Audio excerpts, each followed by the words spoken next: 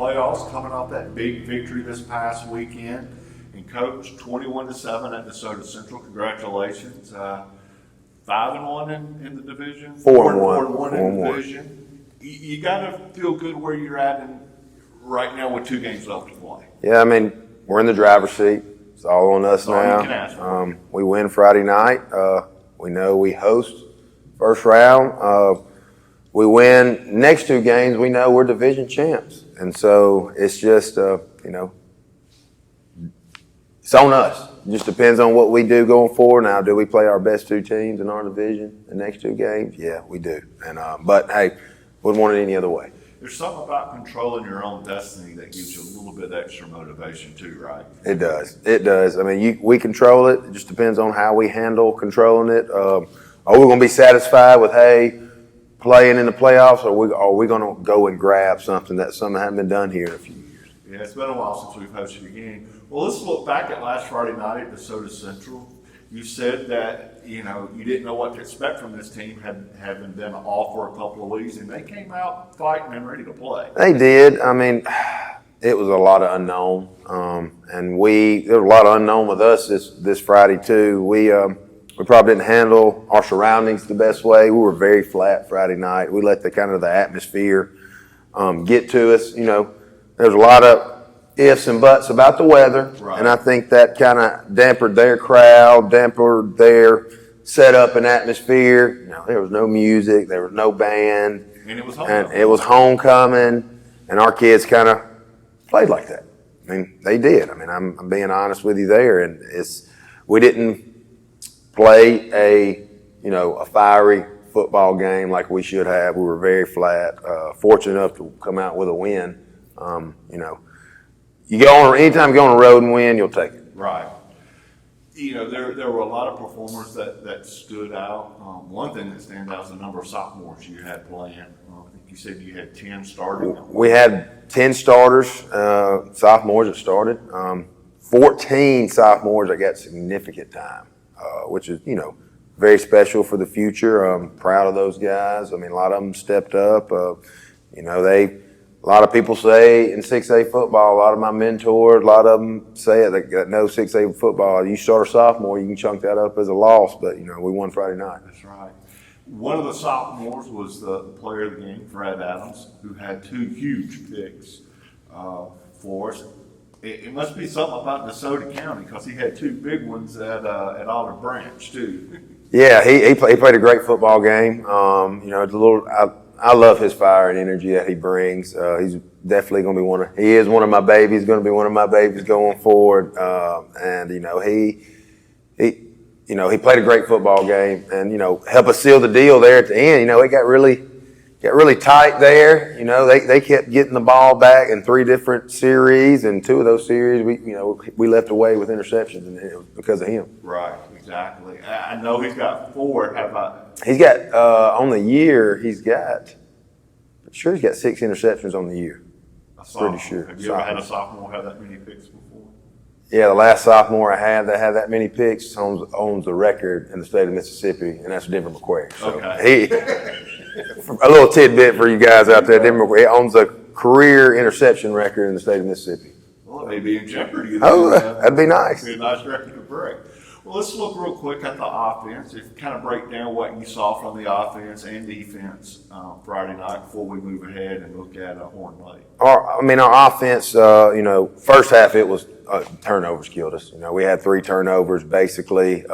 Started out really slow on offense just because the first time our offense was supposed to get the ball, we turned the ball over on a special teams play.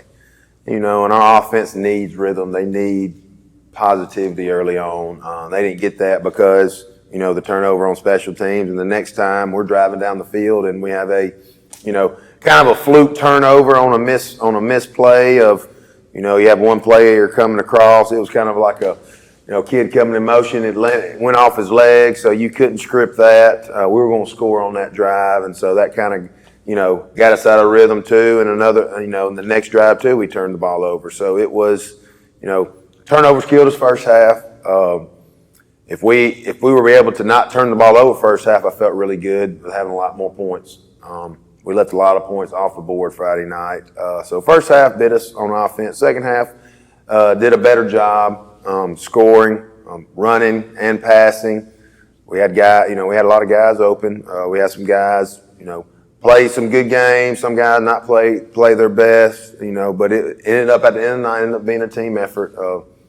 Defense, helped win the game at the end. The defense played great. No, they didn't. They didn't. We probably could have had a shutout if we wanted to, but we had a mistake here and there that cost us. We did not play our best.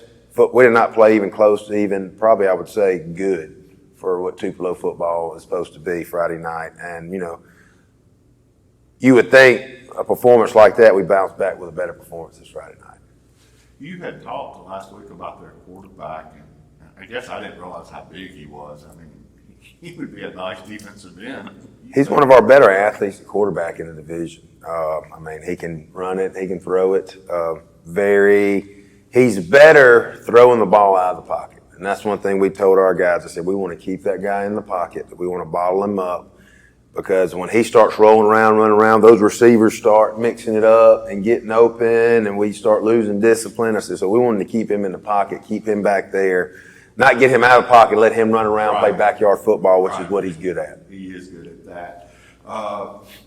Looking ahead, Horn Lake, 2 years removed from a state championship. What have you seen from them this year? Physical, fast football team. They're going to be very athletic. Very, very good on defense. I mean, they have a 4-1 box, and they'll say, hey, I got 5 guys in the box. You can try to get us with your 7.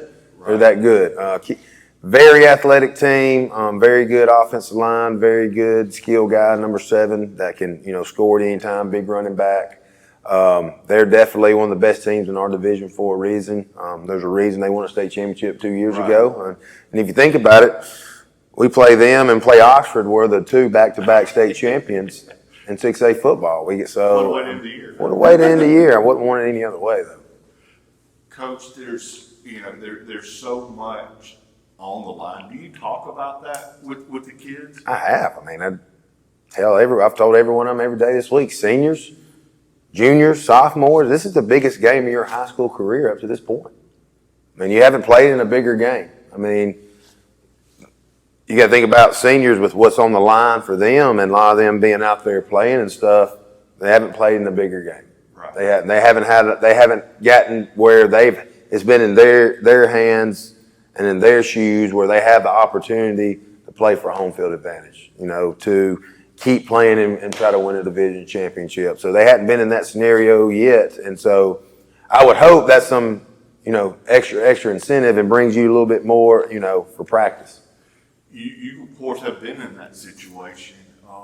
What are the emotions like? When you clinch that division or you clinch that home playoff berth, can you celebrate it then, or is it something that you just have to reflect back on because you can't get too caught up in it? We try to, and I've done a bad job this year. I've done a terrible job this year as a coach, and I feel bad for our players. I hadn't enjoyed the wins enough.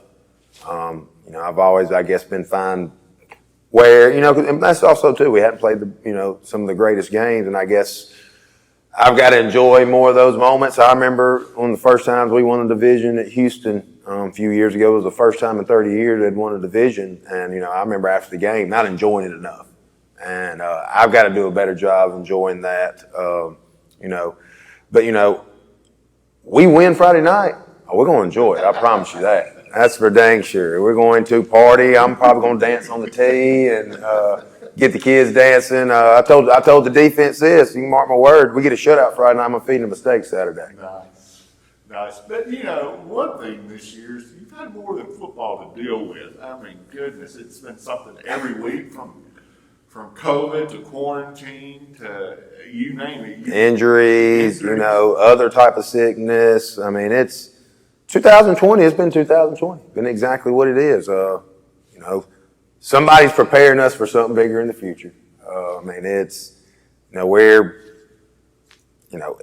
We got to, like I told you, there's lots of days I come in and, we get some news. It's some, what you say, bad news, but it's just a little adversity, a little, opportunity to overcome. And I just got to laugh sometimes. It's like, it's going to be scripted any other way. When we've had up to 12 starters out. We've gone, we're at some positions where we're on our third and fourth, guy. But hey, it's football, and it happens like that. And we're just lucky and blessed to keep playing this football game. They always say football teaches so many life lessons, and it's not a cliche. I mean, really any team sport, but it seems more with football than any other sport. For sure. There's so many life lessons with every aspect of it. I mean, it's a tough sport. Life's tough.